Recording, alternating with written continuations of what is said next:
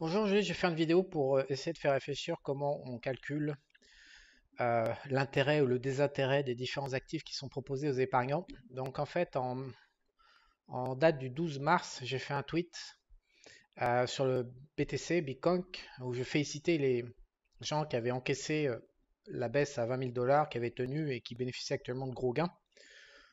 Parce que là, c'était pas de l'argent facile, c'est de l'argent qui était vraiment gagné et mérité, parce qu'il faut vraiment avoir des couilles en titane pour subir ce genre de volatilité et d'avoir ce type de conviction. Donc, j'avais écrivé ça. Évidemment, j'ai reçu un certain nombre de réactions qui me disent ah, ah, ah, ouais, d'accord, et puis tu parles pas de l'or, comme d'habitude. Donc, on va tout simplement aller voir, faire une évaluation en temps réel de l'or. Je vois pas pourquoi moi je féliciterais quelqu'un qui se tire une balle dans le pied, et je vais vous montrer comment calculer pour comprendre que quelqu'un qui aurait joué l'or sur la même période que cette envolée du BTC, eh ben, il serait tiré une balle dans le pied. Donc on va essayer d'illustrer ça. Euh, Juste pour revenir sur Bitcoin, donc en fait, suite à la validation de l'ETF, des dizaines de milliards sont arrivés en fait sur ce marché des cryptos, puisqu'il s'est un peu officialisé aux États-Unis. On voit sur le graphique historique sur 5-6 ans, c'était jamais arrivé un tel afflux de liquidités. Donc Euh, c'était un sacré pari en fait. Moi, je suis pas très gambler, je suis pas très spéculateur. Beaucoup de gens qui ont tenu le BTC pariaient sur ces histoires d'ETF. Évidemment, les ETF auraient été refusés, ben, le Bitcoin serait peut-être à 15 000.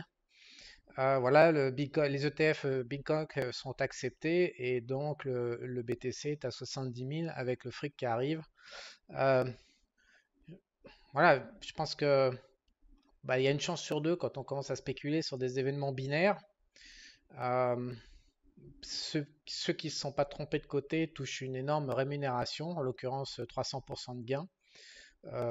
Voilà, donc après, je ne sais pas si on peut extrapoler ce qui se passe sur le Bitcoin à partir de ces flux de capitaux qui vont peut-être, qui ont, a priori, il semblerait que ça soit en train de se tarir un petit peu. Le gros de la vague des arrivées de capitaux sur le Bitcoin est rentré dans le marché. Donc je ne sais pas si on peut projeter ce qui se passe sur le BTC. En fait, c'est pas une victoire, c'est une victoire légale, c'est une victoire de, comment dire, de partage. Une monnaie, c'est quand même une grosse victoire parce qu'une monnaie, sa valeur repose sur le niveau d'acceptation par ses utilisateurs. Donc le fait que ça soit validé au niveau de l'industrie des ETF et que ça puisse drainer des capitaux, c'est quand même une acceptation et donc c'est quand même un paramètre important. Mais c'est pas une valorisation intrinsèque, c'est plutôt, je trouve, un truc externe. Ça peut arriver qu'une fois, je veux dire, une fois que c'est validé, c'est validé. Il faudrait qu'il y ait une validation peut-être européenne pour que ça puisse comme ça réinjecter de l'argent, mais c'est pas duplicable, c'est ça que je veux dire. C'est que la valeur, c'est du one shot. Donc après, est-ce qu'on peut projeter ça sur le futur et sur l'envolée future du Bitcoin parce qu'il y a cet afflux de capitaux? Moi, j'en suis pas sûr personnellement, mais j'ai aucune ambition là-dedans et je cherche à convaincre personne. Je dis juste que actuellement, quand on voit ce graphique, on comprend que c'est un événement unique qui est en train de se produire et qui ne pourra pas se reproduire 3 fois, par exemple. Donc voilà. Donc après, je vais vous emmener sur mon site Chouchou, Barchart. Donc on va prendre le point bas du Bitcoin qui est donc en septembre 2023.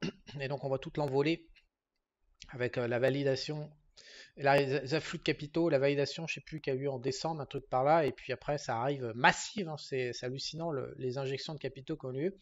Donc en courbe en noir, c'est le Nasdaq, qui est pour moi la Rolls-Royce des assets depuis 15 ans, donc tout ce qui est au-dessus, et toute personne qui prend des paris au-dessus du Nasdaq et pour qui ça marche, donc toute personne qui arrive à faire de l'alpha par rapport à donc une plus grosse plus-value que la plus-value offerte par le Nasdaq, donc ce qu'on appelle de l'alpha, toute personne qui arrive à le faire, quels que soient les moyens, quels que soient les supports, j'aime ou j'aime pas, je salue, je respecte, parce que c'est extrêmement dur de battre le Nasdaq.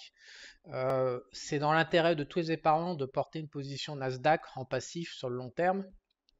Ça reste la plus grosse machine à création de valeur. Je crois qu'il y a eu le Nikkei 225 au Japon dans les années 80 et c'est tout quoi. Donc à partir du moment où on voit cette courbe bleue qui est au-dessus de la courbe noire, qui est le Nasdaq, évidemment, bravo, bravo les mecs. J'espère que vous en mettez plein les fouilles, profitez-en bien. C'est un truc exceptionnel. Voilà.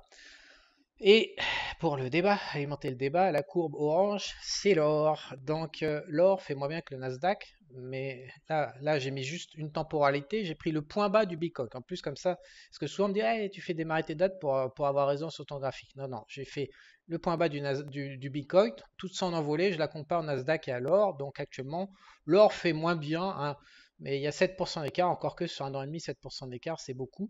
Mais je trouve qu'il s'en sort pas mal l'or sur un an et demi. Mais toujours est-il que depuis l'envolée du Bitcoin, les mecs qui ont acheté de l'or, bah, ils ont perdu 7%, quoi. Ils n'ont pas gagné 11%, ils ont perdu 7%. Ils auraient fait, au lieu d'acheter leur connerie d'or, ils auraient acheté le Nasdaq, qui est quand même beaucoup plus compréhensible en termes de création de valeur, et ils auraient gagné 7% de plus. Donc c'est une perte en relatif, mais c'est une perte en valeur absolue, parce que c'est débile. Le référentiel, c'est pas zéro. Le référentiel, encore une fois, des assets, ça peut être l'inflation éventuellement, mais dans les assets qui cotent, c'est le Nasdaq. Donc, si vous n'êtes pas capable, encore une fois, de trouver des assets qui battent le Nasdaq, alors achetez le Nasdaq et arrêtez de faire des théories sur, et de faire des débats et d'aller chauffer, d'envoyer des pics, d'envoyer des emails et cette agressivité pour défendre un truc qui ne peut pas se défendre. Voilà. Donc l'or, les gens ont perdu 7%. Donc pourquoi je ne parle pas de l'or qui est en train de monter? Bah, tout simplement parce que une question d'éthique. Je ne vais pas recommander aux gens, je ne vais pas essayer de leur donner de l'inspiration pour qu'ils aillent perdre de l'argent sur l'or, ça ne me vient pas à l'esprit. J'encense le Nasdaq depuis 10 ça fait combien de temps que je fais des vidéos sur YouTube par rapport au Nasdaq et l'or? Ça fait maintenant bientôt peut-être 7-8 ans.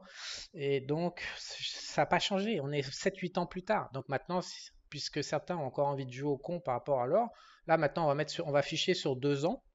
Donc, sur 2 ans, la courbe noire est devant le Bitcoin quand même, hein, sur 2 ans. 23% pour le Nasdaq, 10% pour l'or.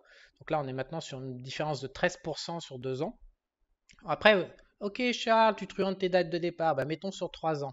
Hop, sur 3 ans, l'or fait 23, le Nasdaq 41%. Donc là, l'écart augmente, la punition augmente. Ok Charles, tu te rends tes dates, mettez sur 5 ans. Ok, sur 5 ans, 140% pour le Nasdaq, pour 64%. Donc là, on est sur une énorme différence, une perte de 80% pour un épargnant qui est débile et qui pense que l'or, c'est génial et tout ça. Mais on peut mettre sur 10 ans si vous voulez. Alors sur 10 ans, nous sommes à 410% pour le Nasdaq contre 61% pour l'or. Vous voulez sur 20 ans? Pas de problème, on le met sur 20 ans. 1082 pour le Nasdaq contre 344 sur l'or. C'est-à-dire qu'un rapport de 1 à 7 sur 20 ans. Quels que soient les configs que vous prenez sur le temps qui passe, tant que le système ne s'écroulera pas, et je suis parti en plus, je suis honnête, je pense que le système va s'écrouler, mais c'est pas maintenant. Mais ça sert à rien de. L'or, en fait, pour que ça marche, c'est soit on a de l'or physique, on essaye de timer l'effondrement d'une société. De mon opinion, je pense qu'à un an près, on peut à peu près savoir quand est-ce qu'une société humaine va s'effondrer. Quand on regarde, je sais pas, la Tunisie, la Révolution, quand on regarde la Russie en 1991, quand on regarde le Venezuela, voilà, on sait à peu près, en fonction du bordel de la Banque centrale, de la monnaie, des décisions et des annonces politiques, on sait à peu près quand ça va péter, quand on arrive en bout de cycle, ou la Turquie aussi. Voilà, donc soit on achète de l'or physique à un an ou deux avant que ça s'effondre, ou soit on n'y touche pas. Ça ne sert absolument à rien d'acheter de l'or papier pour essayer de spéculer sur un machin de truc. D'abord, spéculer sur un effondrement via un ETF papier, c'est juste une aberration. Et essayer de gagner de l'argent avec un ETF papier sur de l'or, c'est aussi une aberration. Comme vous pouvez le voir, comme je viens de voir, ça fait 20 ans. Vous pouvez remonter 30 ans, 40 ans en arrière. Le seul moment où... Et puis alors, il y a aussi un exemple sur l'or qui est assez frappant, c'est quand les gens utilisent les années 70, où pendant 35 ans, l'or a été interdiction de côté pour les épargnants privés. Et en fait, il y a Bretton Woods 2, et là, on a un phénomène de rattrapage normal après 35 ans de blocage. Et là, ils font des théories globales macro, parce qu'il y a une interdiction politique de côté pendant 35 ans, et ils s'en servent pour essayer de nous prouver que l'or aujourd'hui va grimper, alors que l'or cote librement. Je pense que, honnêtement, l'or draine les débiles. En fait, quand on est un peu débile mental, on se dit, ah bah tiens, je vais acheter de l'or. Ou alors les gens qui n'ont pas envie de gagner de l'argent et qui ont envie d'abîmer leur patrimoine, donc qui portent probablement une culpabilité inconsciente. Je pense que l'or draine, et c'est tant mieux parce que ça fait une alternative, c'est la loi de la sélection naturelle, ça offre une opportunité pour les gens qui ont envie de se faire du mal. Et donc, libre à vous. Mais pour quelqu'un qui a gagné de l'argent par lui-même, qui n'a pas hérité, qui tient à son fric, qui pense, qui veut conserver le pouvoir d'achat de son capital ou qui veut gagner de l'argent et continuer à s'enrichir, L'or n'est pas un outil en fait. C'est un truc c'est juste un anti-système, un anti-effondrement du système. Et encore une fois, ça se traite en pièces physiques, en espérant que le prochain effondrement auquel on va probablement assister de notre vivant, ils bloquent pas non plus à nouveau les transactions comme ils ont fait en 1932-1933. Notre cher ami Franklin Roosevelt, et puis en France, en Angleterre, en Australie, partout dans l'Europe et dans l'Occident en fait, l'or en espérant qu'on puisse continuer à s'échanger. Donc dans le passé en fait, quand ils ont bloqué et interdit les transactions d'or, pire, ils ont collecté de force, ils ont invité les populations, comme ils ont collecté les flingues en Europe ou en France récemment, ils ont collecté de force dans les années 30, donc il y a un siècle. Euh, et il y a des gens à nouveau débiles qui ont dit ah bah tiens je te donne mon or, tiens vas-y. Pendant ce temps-là, quand on a rouvert en 1971, évidemment le truc il s'est ajusté et puis il a fait 5 ou 6 fois sa valeur. Mais c'est pas le problème. Le problème c'est que dans les années 30, enfin c'est pas un problème d'ailleurs, l'opportunité c'est que dans les années 30, ils ont contourné cette interdiction en autorisant les transactions sur les pièces de collection. Voilà, donc l'or brut n'était pas autorisé, mais l'or en tant que collectible, c'était autorisé. Donc alors après, on peut se poser la question de savoir pourquoi ils ont interdit les transactions sur l'or. Bah, à l'époque, en 1932, la dette européenne et américaine, il y a eu un défaut partiel dessus. Alors, évidemment, les livres d'histoire ne le crient pas sur tous les toits, mais ils ont fait un défaut. Est-ce que nous allons vers un défaut de paiement? Je pense, moi, que le problème actuel démographique, je l'ai mis d'ailleurs sur le Twitter, sur la courbe, euh, sur l'Allemagne, voilà, j'ai publié ici. Nous sommes, ça c'est les courbes, enfin c'est les courbes qui ressemblent à l'Occident, c'est-à-dire que la génération des 20 ans aujourd'hui, on a quelque chose comme 425 000 hommes, et les mecs qui partent à la retraite à 65, là comme ça, il y en a 650 000. C'est-à-dire que chaque année, au cours des 10 prochaines années, quasiment, voilà 30 ans, il va y avoir 200 000 hommes, et la première même chose chez les femmes, 200 000 hommes, 200 000 femmes sur un pays comme l'Allemagne. Ça va faire 400 000 France, 400 000 Angleterre, 400 000 Italie. Donc tous les ans, des gens qui quittent le marché du travail, qui ne sont plus actifs et qui partent à la retraite qu'il faut payer. Et donc ça fait rapidement, au bout de 3, 4, 5 ans, on va parler de millions de gens, donc d'un déséquilibre de millions de personnes. Bien évidemment, le seul moyen de payer, c'est la dette, mais comme on est déjà chargé ras le cul de la dette de tous les côtés, déjà on peut plus monter les taux parce que sinon ça bute le budget national des pays.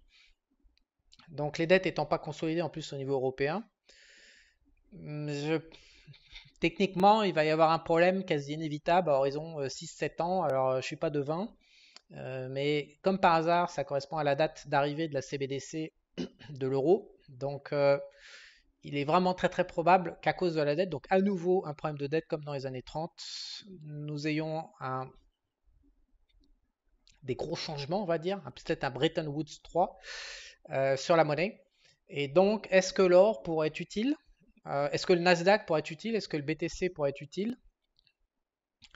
De mon point de vue, le BTC représente en 2030 ce que l'or représentait dans les années 30, dans 1930. Donc, je suis pas sûr qu'ils cherchent à interdire l'or comme dans les années 30. Je serais plutôt enclin à penser qu'ils vont interdire ou pénaliser l'utilisation ou bloquer l'utilisation du Bitcoin, qui serait une porte de sortie naturelle. Donc ça, c'est la première idée que j'ai par rapport au futur. Euh, avec la CBDC, va être instauré un système, on va dire pour le moins contrôlant. Moi, j'appelle ça le système Coco 2.0 communiste. Euh, on a déjà vu à New York aujourd'hui avec les migrants latinos la mise à disposition d'un revenu universel avec des cartes de crédit sur lesquelles, qui sont programmées, sur lesquelles en fait il y a une zone géographique sur laquelle on peut utiliser l'argent qui est donné et il y a un certain nombre de dépenses autorisées. Et si la personne sort de cet encadrement des dépenses et de ce don d'argent, les mises à disposition des ressources sont supprimées. Je trouve ça intéressant parce que c'est exactement ma vision du futur. Comme vous le savez, ça fait des années que j'en parle, sauf que je pense que ça va être généralisé. Donc, je pense que ça aboutira obligatoirement à un effondrement économique mondial. On peut pas vivre, on peut pas forcer l'être humain à vivre comme un clébard. On peut le faire quelque temps, mais ça ne durera pas. Et donc, est-ce que euh, l'or est utile dans le cadre d'un effondrement économique post instauration de Bretton Woods 3 et d'un nouveau système monétaire? C'est la question que moi je me pose, en tout cas à titre perso. Et la réponse, je pense pas. Je pense que le truc le plus utile, c'est de la mise en place, la vraie valeur, dans le cadre à la fois en fait d'une spoliation du droit d'utilisation d'une monnaie nationale ou d'une monnaie reconnue par tous, et en même temps d'un probable effondrement économique. Je pense que la réponse, la seule richesse possible, c'est le mec qui est capable de vivre en autonomie du système, en autonomie assez sévère, quoi, qui limite à 2, 3, 5% sa dépendance au système, et 95% il peut s'en passer.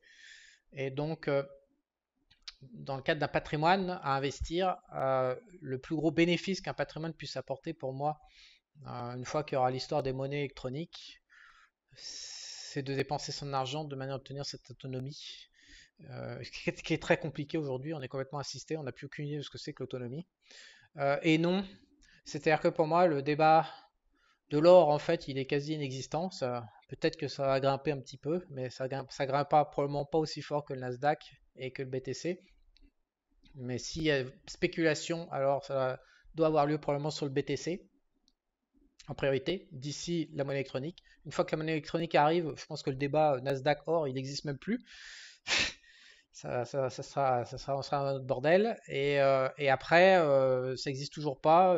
Je ne sais pas ce que deviendra le BTC, s'ils vont lui faire la peau ou pas, ou l'officialiser, ou si ce sera la devise mondiale de l'ONU qui permettra de taxer l'ensemble de la planète.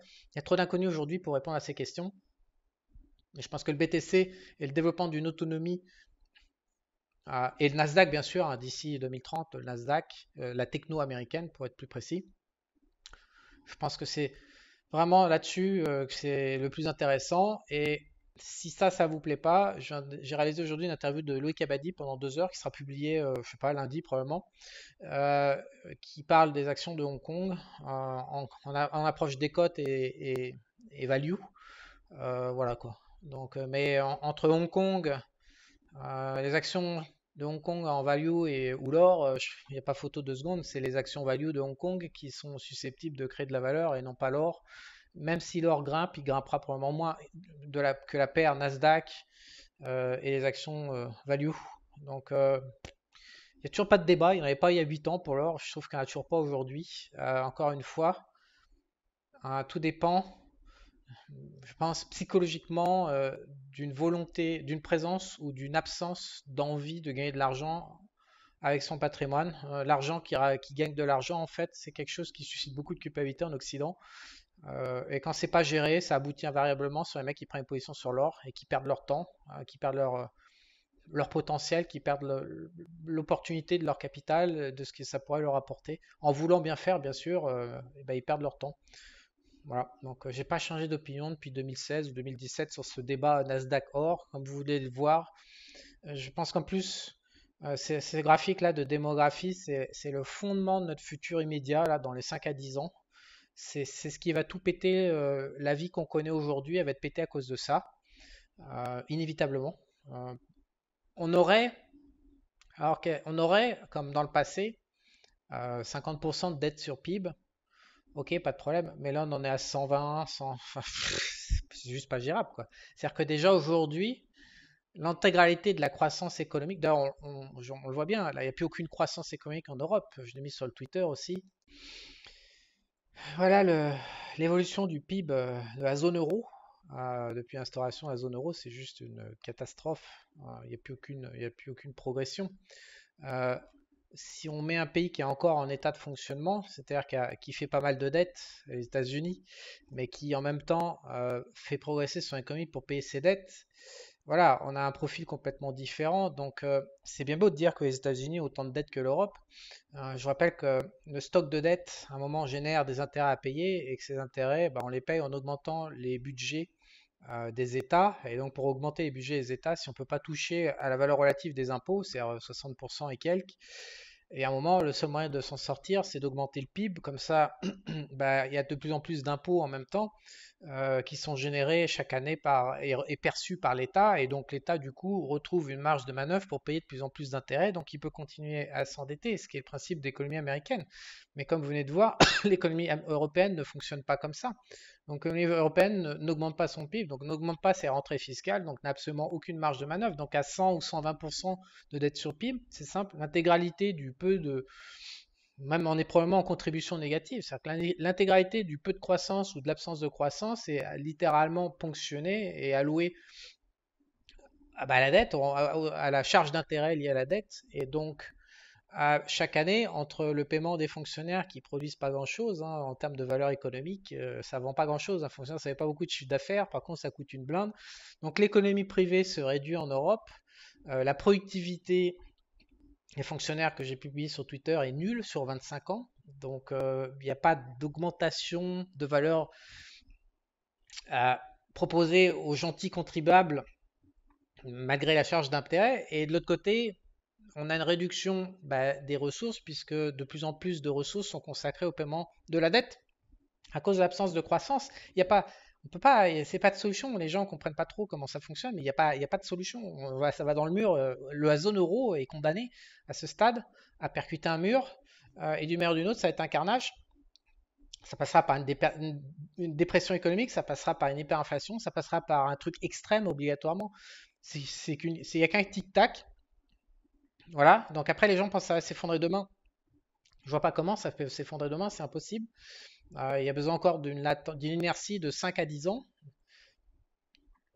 Mais inévitablement, de notre vivant, là, sous 10 ans, on voit un effondrement de la zone euro. Vous voyez, vous avez les chiffres comme moi, vous pouvez faire vos comptes, hein, vous pouvez prendre les Excel, vous n'êtes pas obligé de me croire. Donc,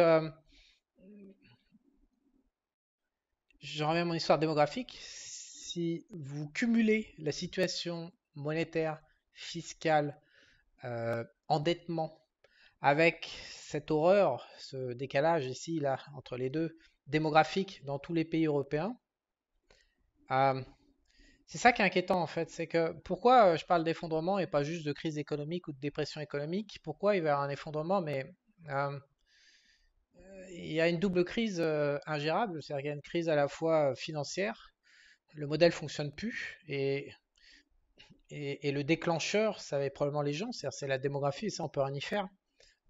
Donc quoi faire en tant qu'individu quand on est en zone Europe? Ben, euh, se barrer. Depuis toujours, les populations s'enfuient quand c'est trop l'enfer. Voilà, donc pourquoi anticiper alors que c'est pas certain, le futur est pas certain? Alors moi, je pense que c'est certain. Il suffit de faire des projections Excel, de prendre tous les chiffres global macro, rien que ceux que je vous ai donnés, et de faire des projections année par année pour voir inévitablement, de manière certaine, le système va cracher. Donc pourquoi anticiper maintenant et non pas attendre et profiter jusqu'à un moment de la vie en France? Eh bien, il est probable que les mecs qui vous contrôlent, euh, moi personnellement, j'ai prévu de rendre mon passeport français valide jusqu'en 2029. J'ai prévu de ne pas le renouveler, d'avoir un autre passeport. Donc j'ai prévu de quitter la nationalité française pour avoir aucune obligation vis-à-vis de la France. Mais il est probable que les mecs qui vous contrôlent, ils ont les mêmes chiffres que ce que je viens de vous montrer et ils sont pas débiles. Contrairement à ce que le bas peuple veut penser, on n'a pas affaire à des débiles, on a affaire éventuellement à des psychopathes, mais c'est pas des débiles. Donc ils ont les mêmes chiffres, donc ils savent exactement ce qui va se passer. Donc eux, ils ont déjà une réponse. Ils ont un agenda 2030 avec le World Economic Forum. Ils ont un certain nombre de mesures, de plans. Ils ont fait des propositions publiques de sociétés du futur. Vous posséderez rien, donc en fait indirectement, ça consiste à dire qu'ils vont vous plumer votre tête d'habitants européens pour payer ce que je suis en train de vous montrer. Mais moi, je pense qu'il faut aller plus loin. On l'a vu avec Roosevelt qui a bloqué, interdit les transactions sur l'or. Déjà, quand les temps deviennent extrêmes, les mesures politiques sont extrêmes par rapport au contrôle. Et donc, je pense qu'il faut quitter l'Europe avant. Parce que dans d'autres zones, ça se passera beaucoup mieux. Par exemple, pourquoi ça se passera mieux ailleurs? Parce que tout simplement à cause de ces graphiques. La vie, avant, les pyramides étaient inversées. Les pyramides démographique est inversée. C'est-à-dire qu'elle partait de là en haut, là, les centenaires, et puis ça descendait ici. C'était beaucoup mieux foutu. C'était les jeunes, il y avait de plus en plus de jeunes et il y avait moins de vieux. Donc il reste des pays comme ça. C'est pas le cas en Chine, mais c'est le cas en Inde, par exemple. Il y a un certain nombre de pays qui ont des profils démographiques qui garantissent justement une certaine forme de stabilité. Donc c'est forcément mieux ailleurs qu'en zone euro, ça c'est mécanique, encore une fois, il n'y a pas de discuter de débat, il n'y a pas de dire ah non c'est pas sûr, si c'est sûr, la démographie, à moins qu'il y ait encore une fois un virus, une épidémie, qu'il y ait beaucoup de morts dans ce raisonnement, effectivement s'il y a beaucoup de morts, ça changera, ça sera pas sûr, tout ce que je suis en train de dire sera invalidé, mais si on part du principe qu'il n'y a pas de virus sous 10 ans et qu'il n'y a pas de mort massive, on parle de mort massive, c'est-à-dire une peste, quoi, des 10, 20, 30, 50% de la population qui claque. Donc s'il n'y a pas un virus comme ça sous 10 ans, alors ce que je suis en train de vous dire est certain. Donc à partir de là, pourquoi s'en aller? Bah parce que tout simplement des mesures probablement qui vont atteindre à la liberté physique de déplacement, à l'impossibilité de bouger son argent via le contrôle des monnaies électroniques. Il y a probablement il va y avoir un certain nombre de mesures, comme on a déjà vu dans le passé, extrêmes pour que les élites puissent ou tentent de garder un certain contrôle de la situation. Donc aujourd'hui, il est possible de partir. Demain, de mon point de vue, ce sera pas possible, je sais pas, vers 2029-2030, ce sera pas possible de partir. Alors, donc c'est horrible d'être enfermé il faut quand même relire l'histoire de la construction du mur de Berlin en 62, je sais plus. Enfin, c'est invraisemblable ces trucs-là, quoi. C'est quand les mesures deviennent extrêmes et la vitesse à laquelle c'est appliqué.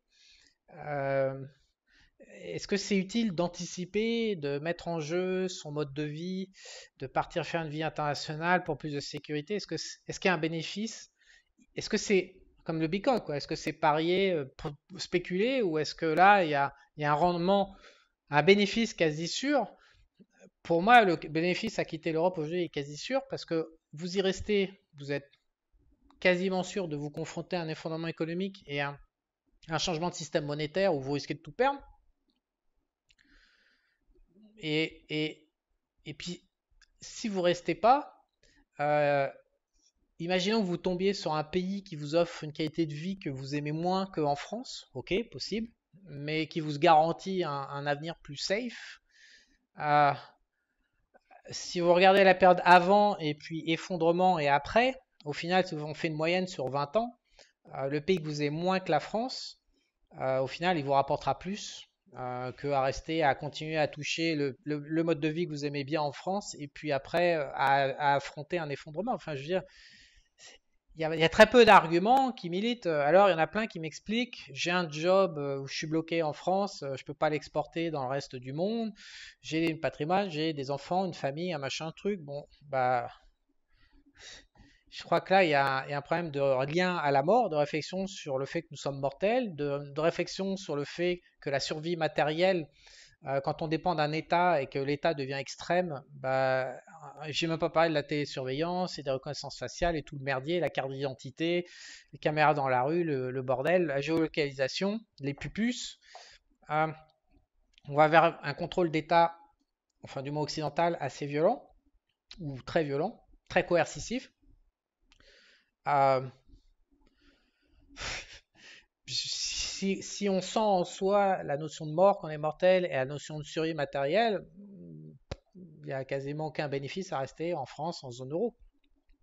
Il n'y en a pas. Sur le papier, vous n'avez qu'à faire des tableaux Excel, mettre la liste de tous les arguments pour et contre.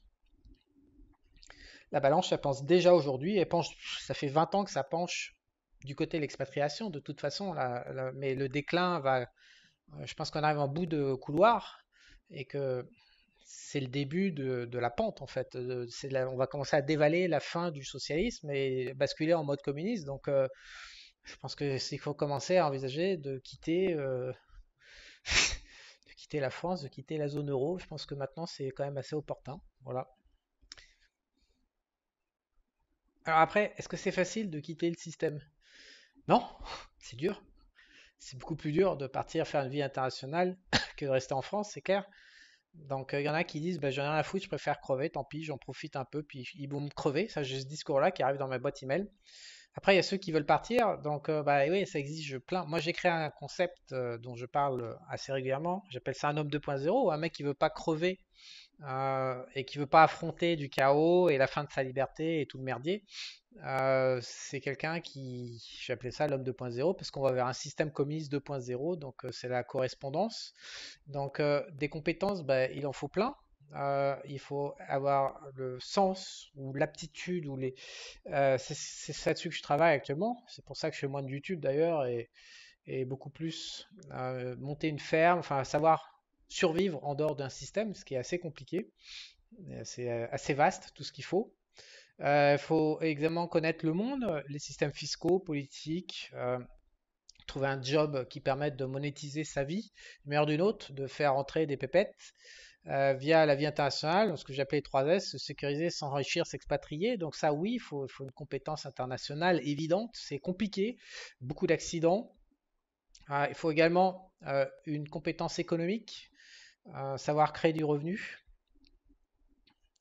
Le mieux quand même étant de savoir créer du revenu indépendant et ne pas se retrouver dépendant d'un job, d'un salarié dans le pays d'adoption.